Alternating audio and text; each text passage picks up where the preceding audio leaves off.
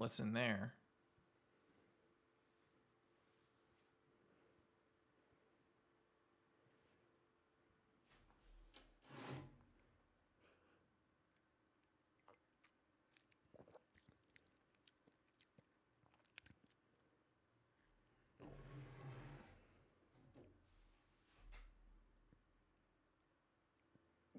Welcome, everybody, back to another... It's not on you. Oh.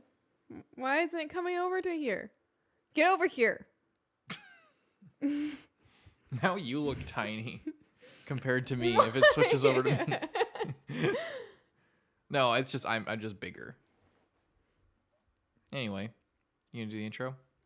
Welcome, Get over here. Okay. Welcome, everybody, back to another BOLDcast reaction. No, this is not a reaction. Welcome, everybody, to our Ranking of Kings discussion video. Unless you wanted to do something else, you kept not I don't saying. care. This is the Ranking of Kings Season 1 discussion and review. Mm-hmm. We've taken a little bit of time to do this, but we still wanted to do it because we're trying to be better about doing these for all the shows that we feel like we have something to say about them. Mm-hmm. Yeah. So and you know, we want to catch up on some of the backlog because there's a bunch of shows that we did that we haven't done this for yet. So we'll do this one, and then, you know, hopefully it'll inspire us to do other ones. But as far as Ranking of Kings go, what did you think of Ranking of Kings? Ranking of Kings, I feel like is a really complicated show to review. I feel like at least the first season. Obviously we don't know what happens yet in season 2. We haven't watched any of it yet, but there was such a drastic difference between like the first half and the second half that it makes it really difficult, because the first half was like almost a 10 out of 10, or it was a 10 out of 10 at some points for me, at least.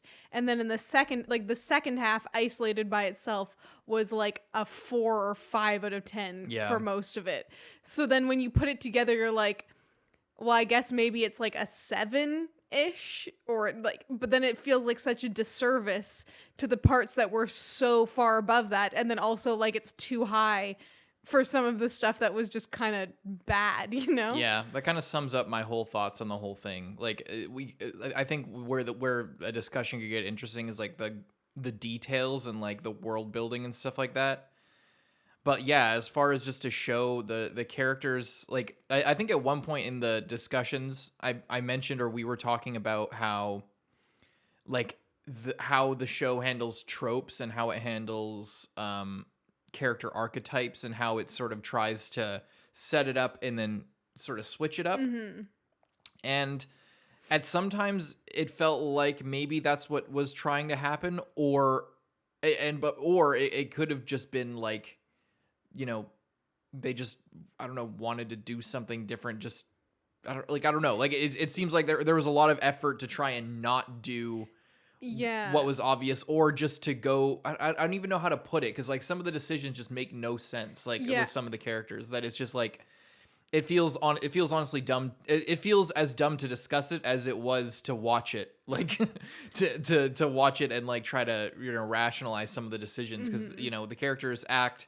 There's a difference between a character acting irrationally and the character acting out of character for the sake of some greater interaction, or to prevent, you know, having a character death, or having any kind of long-lasting characters, stakes. What I mean. Like there are multiple times where like Apisu is the worst offender of this, where it feels like everything he did, and Boss as well. I was gonna say Boss. They both kind of fall into the same category because they both have a similar relationship with Miranjo, and I guess the problem in that way is Miranjo is just like so much of the second half, and you know, if you extend it to the first half, the problems I guess are still there even in the first half, if you think of it all as one cohesive unit.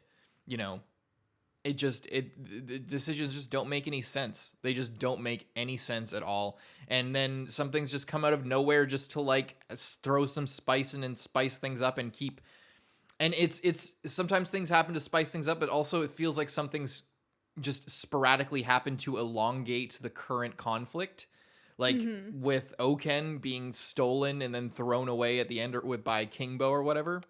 Yeah. There's a lot of shit like that where it's just like things will be moving towards a resolution and then something will just pop out of nowhere and either a character will act out of character or, you know, some craziness will go down and prevent the outcome from the really dramatic outcome that will have lasting consequences from happening, and then it just doesn't, and it'll just prevent. It feels like a lot of things are prevented from happening by way of insane nonsense, you know? Yeah, I think what's kind of interesting about the show, and what especially became clear in the second half, and like this is sort of where the like you were talking about with the character tropes and, you know, things getting kind of switched around and flipped around and stuff. I think where it all kind of fell apart was wanting to make every character like too sympathetic in some way. I think like with Moranjo specifically, it is okay to have a villain who like believes that they are right and are acting upon like their own good, like, you know, they are doing what they need to do, you know what I mean? And it's okay to, and you can write a villain where they have been wronged and they are, you know, getting revenge or whatever, and you as the audience feel sympathetic for them. Like an example of that could be in the Maleficent movies, where it's like in the original she's just like, you know, evil witch, and then they give her a tragic backstory, and then you're like kind of on the side of the villain, or like kind in some cases not really, but you do feel bad for them. But in this, I feel like they were just going out of their way to make the villains never do anything too bad. Yeah. They, especially in the second half when there was fights and with a piece where he was like, you know, totally on her side, but then wanted to protect the queen, but then Moranjo was letting him get away with it because he was so loyal to her and she wasn't really all that bad at the end of the day. And then King Boss, who was just like went through with this whole elaborate plan to like inhabit his son's body, but he like kind of wasn't really along with it, but he also kind of was at the same time, and he kept flip-flopping back and forth just because he felt bad for this one girl. It's like, I mean, I get that, but I don't, because there wasn't a strong enough motivation for you to like be putting up with this kind of bullshit. You know what I mean? I feel like with Boss, with Boss, I think weirdly the frustration comes from the show just being so, keeping it too close to the chest with like his motivations and everything, and just like that, and then it feels like he's acting out of character or something, and he keeps going back and forth because he's, in the end, he's conflicted. And I think like Boss is frustrating when you're watching, but once you get to the end, I think it, and you see the whole context and everything, it does make sense. But I think the problem is not with Boss as a character. It comes from this seeming want to have it both ways every single time, of wanting a high stakes Game of Thronesy political thriller with like lasting conflict and lasting consequences to everything, while also having, you know, the lighthearted fantasy like adventure story where everybody like, you know, cries from just overcome with emotion over cuteness or something like that. It's like these are these two disparate parts, and they I feel like there's a world where it could work a lot better. But if you try to have it both ways every single time, you're going to be left, you know, in this weird middle ground where it doesn't really work. Because if you want the first thing, this like serious, you know, dark political drama thing, then you need to be making decisions about what happens with your characters, and not, you know, creating ways where, you know, you don't have to make those decisions. You don't have to sacrifice things. You don't have to, you know, change what you've created. It seems like that there's just this lack of decisiveness is what I felt throughout the whole thing. It reminded me a lot of like later Naruto Shippuden in that way, like that, not in any way of how it was, of how the story was or how anything really was. It was just just that feeling, like when you're watching, you just feel that like big things are happening, but you kind of know that they're not going to come to fruition, or they don't one too many times, and then you lose kind of belief that you're watching something with stakes. That's what I felt the whole time. This constant feeling of like indecisiveness and like unwillingness to kill your darlings, so to speak. It's like everyone. Not literally kill, but just like Domas is a good example, because it was the first half where he was conflicted and he did something. He was conflicted the whole time. He did not want to do what he did to Boji. When he tried to kill Boji, it was a serious deal. Like, it was a big deal, and it was foreshadowed, and it felt legit. That was, but then I don't know.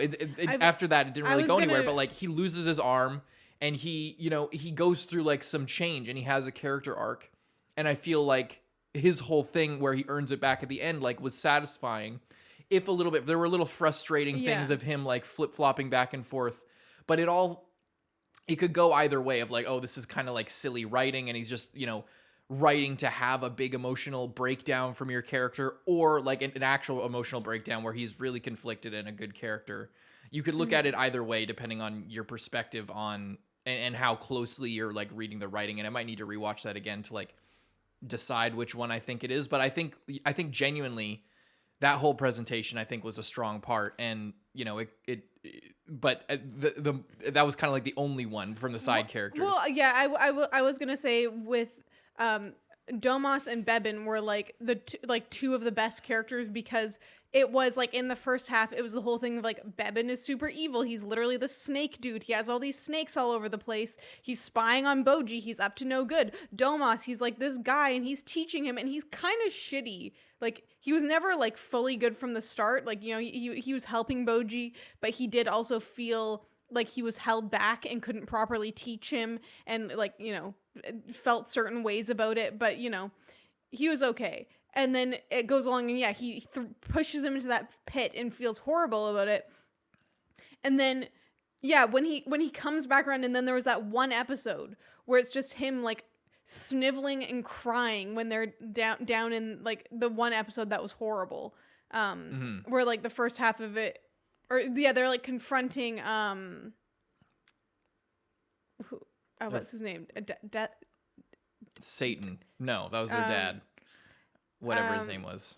Dessa. Yeah, Dessa. They're confronting him, and then he's sniveling and crying and making a fool of himself, and it's just kind of annoying to watch. And then after that, and maybe a little bit like he does have good character development, but then even within his storyline, which is really good, there's still a moment like that episode where it's just kind of like, okay, I'm not really feeling this. This doesn't really feel in line with what's been going on. That episode was just dumb for a million reasons, though. That was the worst episode of the show. Like, and it was that I didn't connect it like this, but like what I was just talking about, like not following through with your stakes and like trying to find a way out of your situations all the time. Like when you're writing something, that whole fight was a perfect example of that. Like with fighting all these guys and just like all the setup of like, and somebody pointed out in the comments that like they didn't really care because, the whole like stormtrooper thing is a trope and it's, it's in everything. And I know it's in everything, but it's still a perfect example because it's something that, it's not just something that this show does, but just this thing of like building up these guys. They're like the best, literally the best knights in the world, like the best fighting force, the strongest fighting force, with like a badass magic wizard king as their commander and everything. And it's just, they're all just fodder for this one guy with one arm who's just, they've been training hard, I guess, but like all they've been doing is lifting weights in the trees and like, I guess training with a sword. I don't know. It's just like, there's just so much that in that just felt like no impact. Just like everything at that point in the story, especially, it was just like there was no impact, and everything, they were going to get away with it. And even after that, when I forget what his name is, the sword guy, the shield guy shoot, what is his name? I forget feel his bad name. for not knowing his name. But when he was all fighting and everything, that was like the second time he had fought these giant dog creatures or whatever. And he survived the first time, and he was like badly wounded, but it was like a really badass encounter. And then this time, something about it just seemed like nothing was going to go wrong. And then I guess a piece saved them when I thought Boji was going to come in and save them. And I don't even remember. There was just such a jumble of events. Well, that's from what I then was gonna forward. say. Is like I feel like too many things got introduced. We had the underworld army gonna break out and like take over the city. We had Oaken, which was cool. I liked Oaken as part of the story, but those other guys that Moranjo like brought in were completely useless in every way. They were just meant to like they were so cause dumb. chaos. I don't even know why they were there. And then that guy who got killed, but then he actually didn't get killed, and then he came back at the end just to fuck everything up. You know? Yeah, King Bo. Yeah, It just that especially, and like those guys were the most frustrating part of the story for me, I think, because they were completely unnecessary for the plot and felt like they would just like muddled things up and were like in a situation where they did not belong. This could have very easily been a fight, and the Oaken still could have been there. Moranjo could have brought him out because he was actually badass. Those other guys literally just weren't. Like they weren't anything. Half of them just got like taken out badly, like basically off screen. They were literally there to like, I imagine in the planning process there must have been some, maybe there wasn't even a planning process. They were just brought in as like, you know, little bits of world building, or like, here's some interesting characters I could put on screen to kind of spice things up in some way. And then they didn't have a purpose, so all they did was like follow through with just all they did was cause chaos. All they ended up doing was basically nothing that really contributed, just things to contribute to like their own personal goals, but we weren't attached to them. So they ended up just doing nothing the whole time. Yeah, most of the people in the comments. I forgot we were supposed to. Yeah, we're supposed to talk. You just pulled out your phone. And I'm just like, oh yeah, I'm supposed to bring up something. A lot of them. There wasn't too many comments, but a lot of them are about Moranjo and Daida getting together. Yeah. That's like a main probably a main criticism of the show. And one that I kind of agree with. And it's interesting because this is another case of, I really liked Daida's story. I thought that it was really cool. I thought that like him at the beginning when he's just kind of a shitty kid, and then when he goes down right before boss gets all like ground up and stuff, and you think that he's gonna like go down that path. Yeah. But then when he refuses, that's when you see his character really shining through and like the person that he really is. And then that's the last we see of him for the rest of the time, because then he gets trapped in this shadow world where he's like viewing Moranjo's dreams. Mm-hmm. And that's disappointing as shit to me. Yeah, I really like Daida. He was one of those people like that. Like you weren't a fan of him at first, and then he just like was himself and was an interesting character and multifaceted. He didn't just want to be king, and he didn't just hate his brother.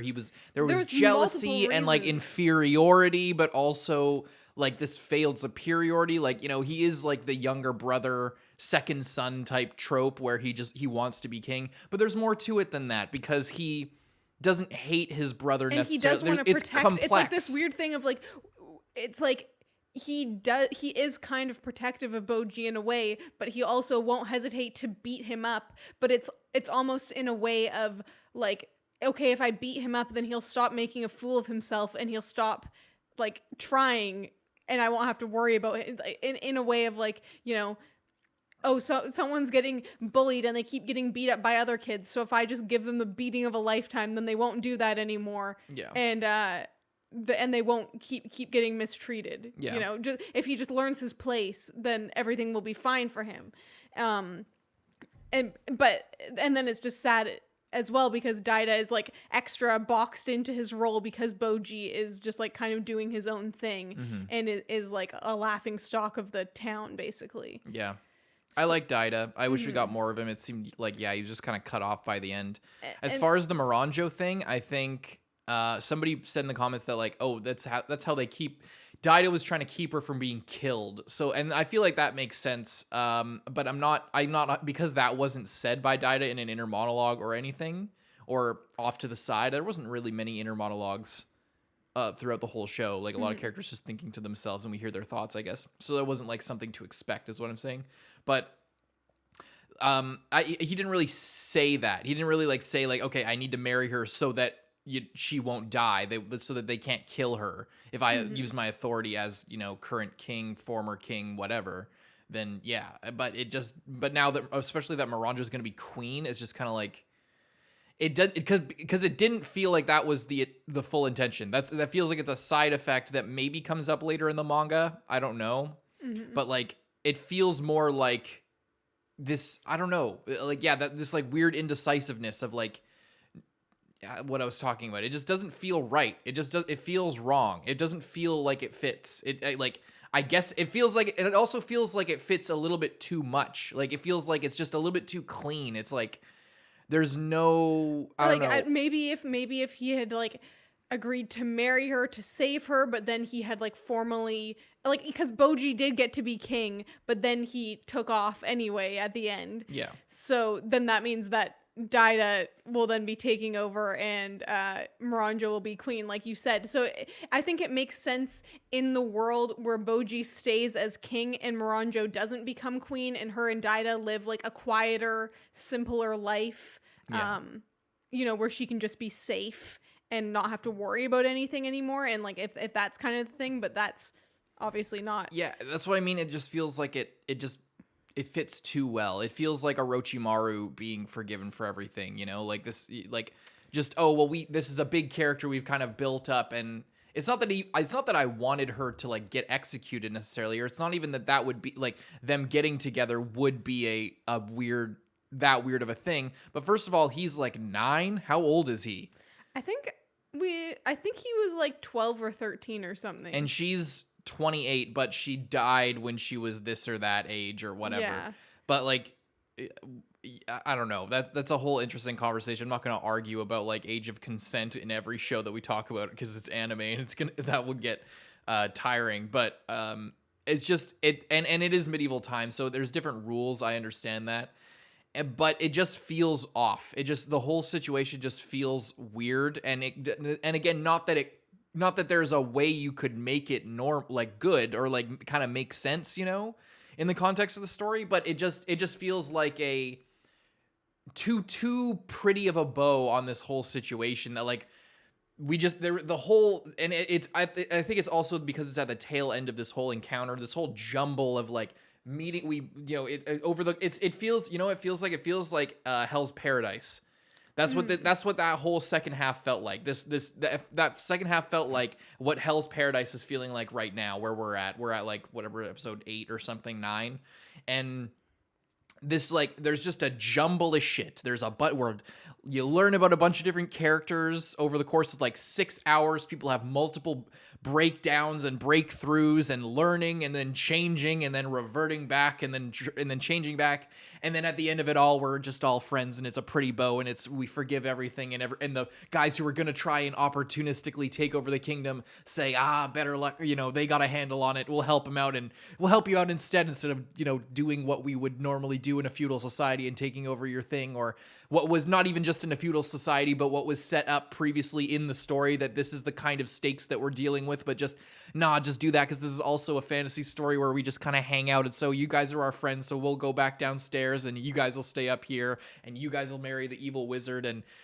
we're all just hanging out. Everybody who doesn't agree with it is this and that, but nobody will disagree with it, so then it's all fine, and it's just like everything's just too fine. Everything is like there's no anything, then that is too fine, and the story realizes it's too fine. So what do? Oh, here's Kingbo. He comes in and he lines up the shot. Go long, and then he throws it across the world, and then like it's like this. It's like an admission that they tied it up too neatly, because then all we're left with is that crazy shit where we need to set up. There's nothing left for a future arc. It's like, except for like outside with the other god kings that were like set up. Yeah. But as far as like things from this that will maybe blossom into something else down the line, there was nothing. So then, because it was all set up, it was all finished off too neatly. So then that needs to happen, and then it's just nothing. And then Boji decides not to be king, which is I think an actual good bow to like tie the ending off of, that he like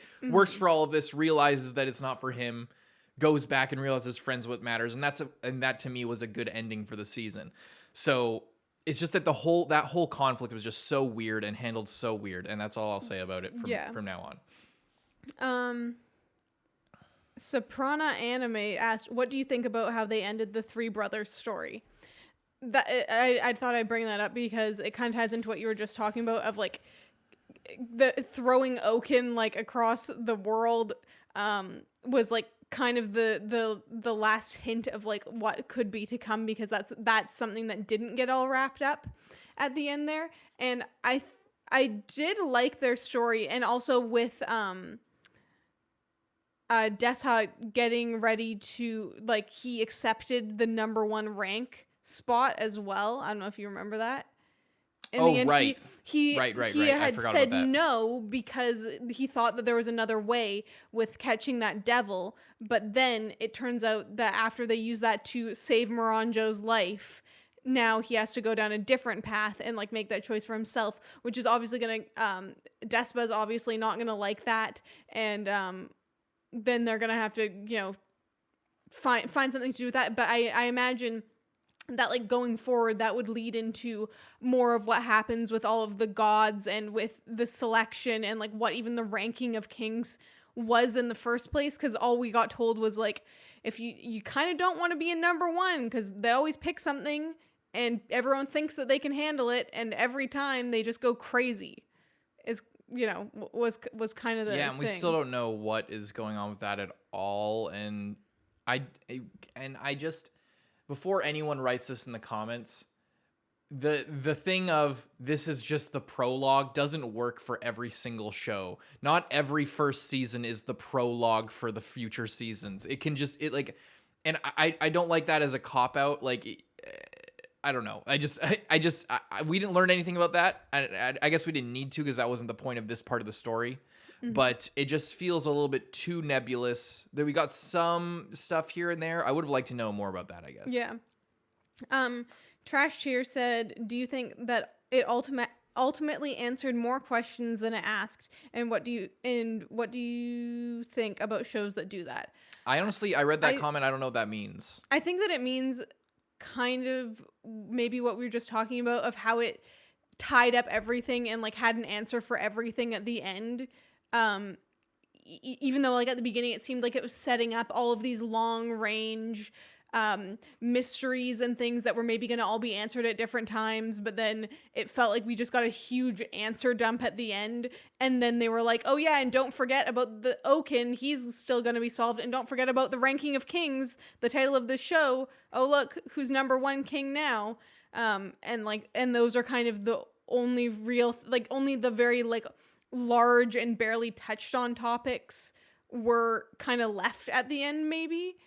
And I could kind of agree with that. Like all the stuff, like when we saw Boss getting all ground up, and we saw those like all of the frozen statuified things, like all of that seemed like it was very grand. It was very visually impressive, and like seemed like there was so much to it. There was so much complexities, and then it kind of didn't really amount to anything in the end, you know.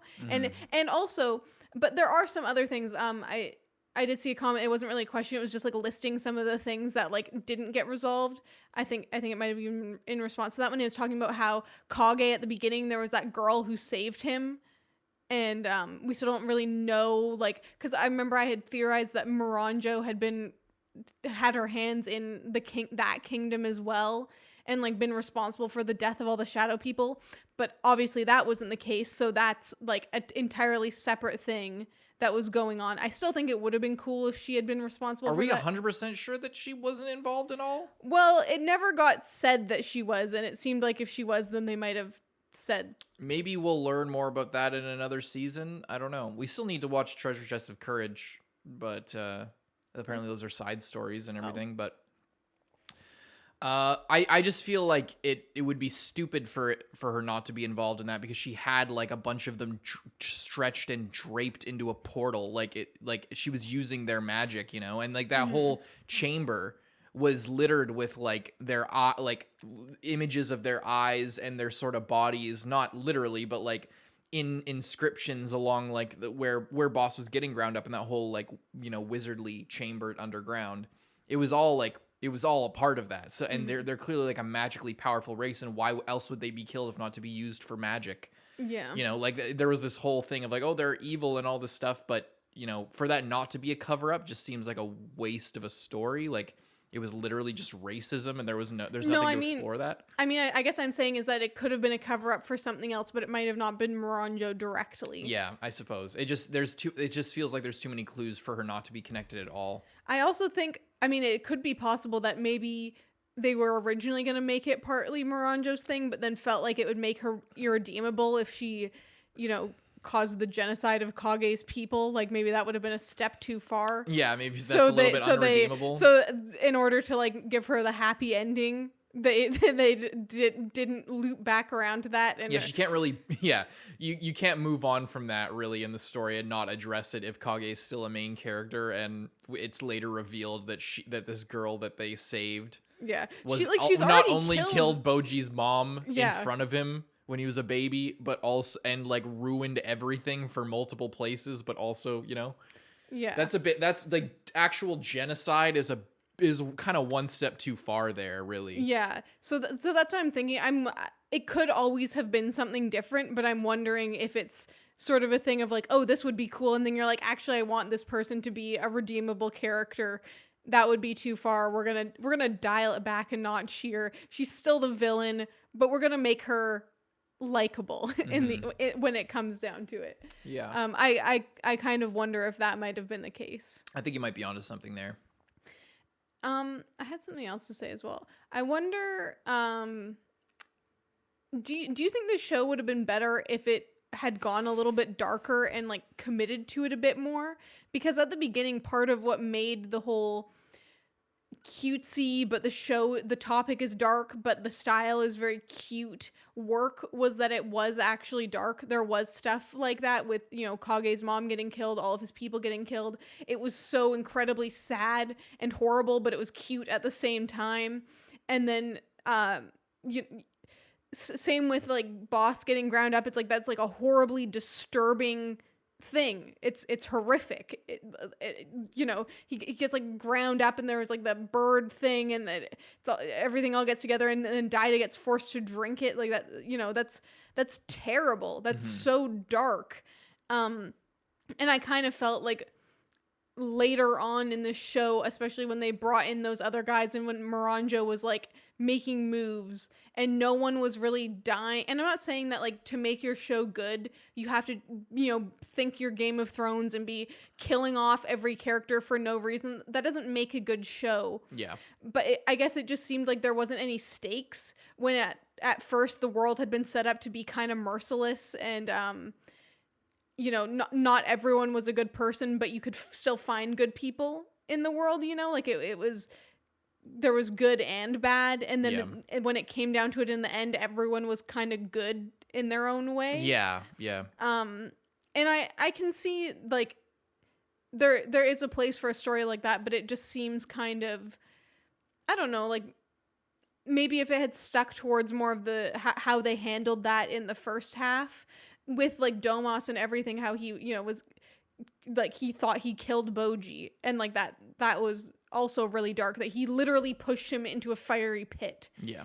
And you know, with Bebin as well, and how I did like Bebin because he was a character that was on Boji's side, but like kind of reluctantly, and he had a lot of like, he was very complex as well in his feelings towards wanting to protect Boji, you know, wanting to protect Daida, wanting to like I don't know, like interfere but also not, and he was kind of like a Snape type dude. Yes. Of like literally Snape. Actually Snape. And you know, he's kind of an asshole, but he, you know, is kind of doing the right thing at the same time. I don't know. No.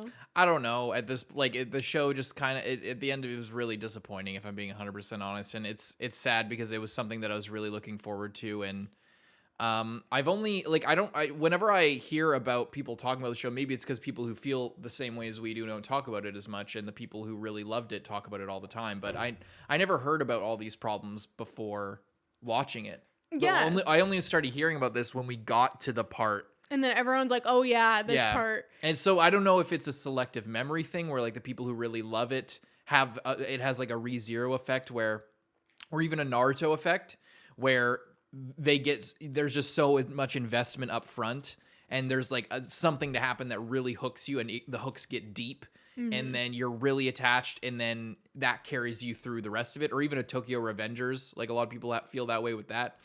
And like, you know, the hooks get deep, and then you stick with it through all the bad parts, and then when you get to the end, if the end is satisfying enough, you kind of selectively forget all of the things that were dumb, or you just didn't notice them and they didn't affect you as much.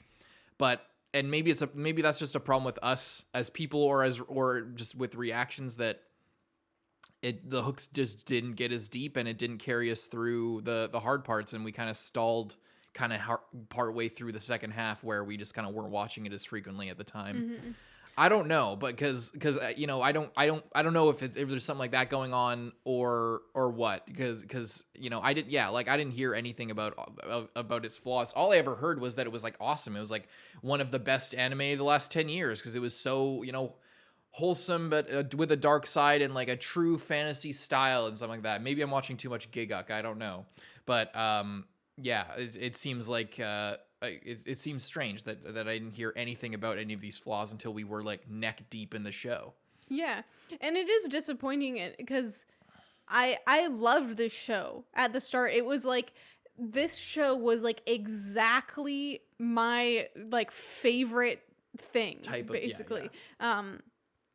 I haven't talked about it in a while, but like my favorite book series is Deltora Quest, and it's like written for 12-year-olds basically, but it is really good. And I showed it to Carson, and it's got like the interesting balance of being like not just over, because it is written with younger people in mind. It's not just like overly dark for no reason. Anything that's dark is like well thought out and well executed in a way that like really works with the story, and is like scary but not just like gory. Yeah, like a fable, you know, like a Grimm's fairy tale level of horror, where like the things are actually psychologically terrible, because in order like, that's the thing about writing a kid's story, and why it's, there's so much potential, and why I think anime, because it's written for younger teens most of the time,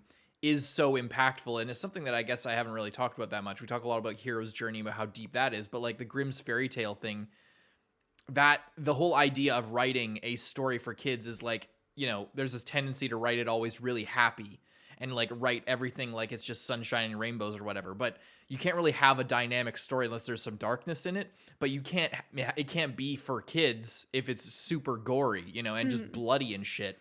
That's more for adults, just because it's, you know, shock value. But for kids, it's like you need to kind of get in their head, and like what makes somebody scared, what makes, like, as kids read on and engage with stuff on a very instinctual level. So like there's a real skill to writing scary children's stories and make them really actually scary, or really actually impactful in a non-positive, like with negative emotion, you know. Writing that kind of thing is very difficult. Yeah, and that's the thing as well with books for that age group. They also usually capture the like power of friendship, or like there's still good out there, because at the end of the day, you don't just want to depress the children and scare them for no reason. Yeah. You know, it's like with your main characters, there's like real friendship and real love and real caring, and then but in the world there are bad things that need to be fought against, basically. It is kind of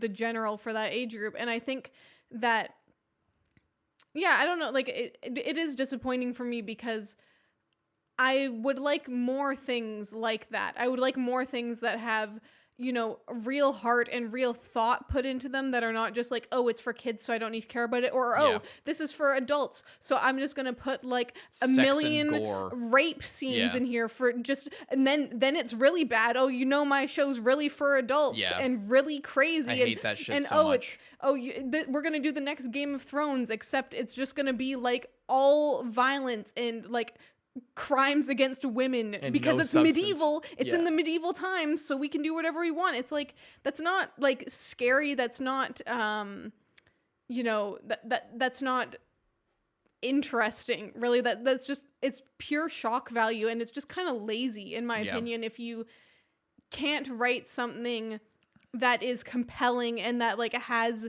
interesting plot lines that don't just revolve around like beating people up, basically, in any sense of that, you know. Or I don't know. It's a problem with a lot of things. And it's my problem with engaging with the anime community broadly, because a lot of the anime community and a lot of the discourse around things is a lot of teenagers who are, who are reading Berserk or who read Monster. Usually people, I think, get a deeper vibe from it, or get kind of the deeper meaning and everything like that, and are more engaging with it on a deeper level. But like with a lot of things, it's like, like, why is people, I think, and it's hard to say, but like the point I'm trying to make is like, people I think like things for the wrong reasons sometimes, and people I think give credit to things for the wrong reasons, like what you said, where that tactic of writing and creating a story, I think, does work on people sometimes. And in fact, a lot of times, I think, like, if you put, rape or gore in something, people sort of give it more weight. They feel like, oh, this is a real story. You know what I mean? Like, this is something worth. They don't show this on any other shows this or isn't any a other kids books. show. Like, as if that makes serious. it good. It's like, oh, and it's I just talked about this in comments on a Blue Lock episode recently, where somebody was saying like, Blue Lock is really realistic, and I'm like, it's not realistic. And they're just like, oh, you haven't played soccer, so you don't know. And I'm just like, it's relatable. I can see how it's relatable to you if you play soccer, and you can like get invested in it, because if you play football, you could relate to somebody playing football.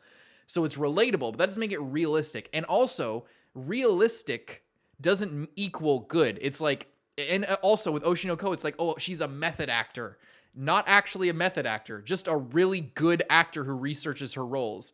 So it's always this thing of like using these buzzwords to elevate the quality of something, or to denote the higher quality of something. It really has nothing to do with that. It's just that if you like gore, that doesn't mean it's a better series. Or if you like this or that, it doesn't mean it's a better series, which is why with Ranking of Kings, it had the potential to for me, it's like what I look with. It's not trying to hook you in with shock value. It's not trying to use all these buzzwords to try and make people think it's more intellectually superior than other series, and trying to like make people feel smarter because of this or that, or it has this childlike aesthetic, and it just had so much potential, and that's why I'm disappointed. Because if it didn't have all that potential and it was just a good show, because it is, at the end of the day, it's just an anime. Like it's not like it did anything worse than like most anime. In fact, it did things better than most anime. So a lot of this criticism comes from a place of like missed opportunity, not from just actual shit quality. It's not terrible. It's that it could have been so much better. It could have been a 10 out of 10. It could have been the easiest 10 out of 10. The visual quality with Wit Studio and shit, and the animation, the Ghibli-esque style, the pastel backgrounds still haunt me to this day in the best way possible. Like, that's where it is. That's why I guess that we've ranted for the last 40 minutes on why we don't like it, and it's not even that we don't like it. It's just that it's a kind of disappointment that comes every once in a while, where it's just so crushing.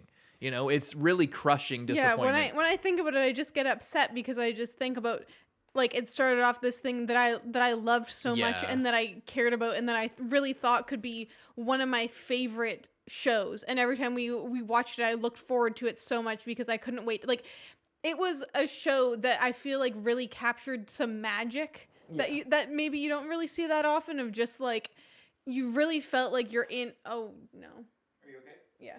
Did I mess it up too bad? Not too bad. I guess I'm still in there, like, on the edge. Oh. Yeah, I'll fix it. That's Shirley, by the way. Okay, I think that's about where it was. Yeah. Sorry about that. It was too hot on your face, so I moved the cloth in front.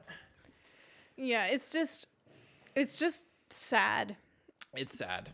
And I'm not saying that it, like, maybe it gets way better from here, but I think what also has been shaken is just my confidence in the writing. Yeah. Because that was that's something that's hard to build back, because at the start of it, everything that was introduced, it was like every time something happened, I was like, oh, this is so good and is delivering on everything that I want, that I have so much faith that everything's going to tie in all together and it's all going to make sense. And then as it went on, I'm like slowly losing that. I'm like, maybe this isn't all going to, work out that good in the end. It's like what we're having right now with Heavenly Delusion, where it's like the quality is so good that I can completely suspend my disbelief and just immerse myself in the show and build theories and not worry whether they're right or wrong, because there's so much information, but I have complete trust that it is all there for a reason, and that it is all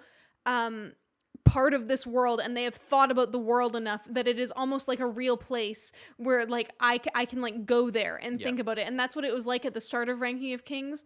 That's why we could have these good discussions, we could have theories, but like at the same time nothing really to theorize about, because it's just like there wasn't anything like really given to us. It was all just like, you were there and you had a lot of information, but you didn't quite know what to do with it. And then as questions were answered, it just kind of started seeming less and less complex. And that's something that you don't want to do. And that's what, with Heavenly Delusion that we're watching right now, it's like questions are kind of getting answered, but I never feel like, okay, I don't need to care about the story anymore.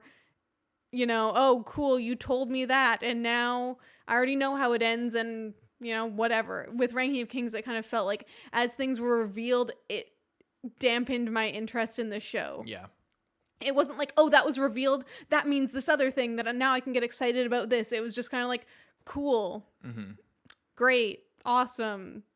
It felt like every reveal was almost a letdown towards the end. I agree. I don't know how much I want to keep going on about it, because it's just, the overall theme is just, it was okay, but it could have been so much more, man. And one last thing, I can add on to that. It's just the faith that like you have in a series is so important from a writing perspective, and that's something that's common across like every really good series. It's like, it's not just that the writing is good, it's that you have faith the writing is going to be good. And I think that's an interesting way of thinking about like maybe people who don't think about things the same way that we do, who aren't as analytical and aren't doing a close viewing of everything, like really breaking down every scene and like, more passive viewership. I think that attention, that level of attention, I think is a burden to us. And a lot of people don't have that. So then they still have that faith, that belief in the story, and that belief in the writing quality, because if you don't see the flaws, then it's not a problem, and then you can like it more. And I think that's all the things we complain about. I think that's kind of a common thing. But for all, like, if you think of Kaguya, we've said the same thing about Kaguya, where we just every time a new season has come out, we're just like, we know it's going to be good. And same with Oshinoko. It's like, we know the author has proven that they have a standard and of not just quality, but also respect for their own series and then the logic of the storytelling, and just like just the level of consistency. You can't once you lose that, you can't earn it back. And and I feel like it was kind of lost for me with this show, which is unfortunate. Someone asked if we'll be reacting to season 2, which is, I guess, it's not really season 2. It's like a This isn't. Yeah, it's Treasure Chest of Courage. It's it's side stories, and it's shorter. I think it's 10 episodes or something, or less. I'm not sure. I don't know if we'll post it, because honestly, like, I looked up the views and nobody's interested. So I think we'll probably watch it, and if we watch it, we'll announce it, and it'll be on Patreon.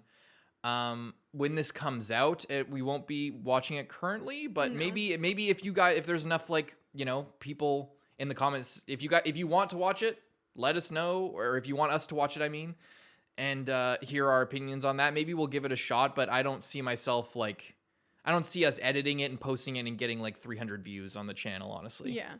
Unless season 2 comes out, then maybe we'll edit them and post them on the ramp up to that. Or like do a compilation of the whole thing, like Yeah. combined into one video, maybe. Yeah, like a 2-hour long reaction or hour and a half long or something like that. I don't know. Maybe. I'm not super duper interested, but I'm kind of interested. That's what I think, and I think as well. I think that these like short, like maybe like episodic, like side stories. I feel like that could be interesting to just sort of, relax and watch something that doesn't really have the stakes or like this grand plot to it as well, just in the world with the characters and stuff. I think that could be good, but I think it's not really a top priority. Yeah, right? I'm not dying to watch it. I'm like, maybe even the more time that goes past, the more I'll enjoy it when we do watch it. Mm-hmm. Yeah. Well, hope you enjoyed the discussion, everybody. Do you want to give a ranking of Kings? I'd say 7. That's what I said at the start. Yeah. Well, yeah. I will say it's a 7. I will say though that OP number 2 is a 10 out of 10. Yeah, OP number 2 is a 10 out of 10. It's possibly one of my favorite OPs of all time, both visually and ED1 when they're all looking up at the ED1 stars. was really good too. Yeah. Mm-hmm. On that positive note, thank you guys for watching our discussion for Ranking of Kings. Please leave a like if you want to see more discussion/podcast type videos, and a comment down below on what you thought of Ranking of Kings. Bye-bye, everybody.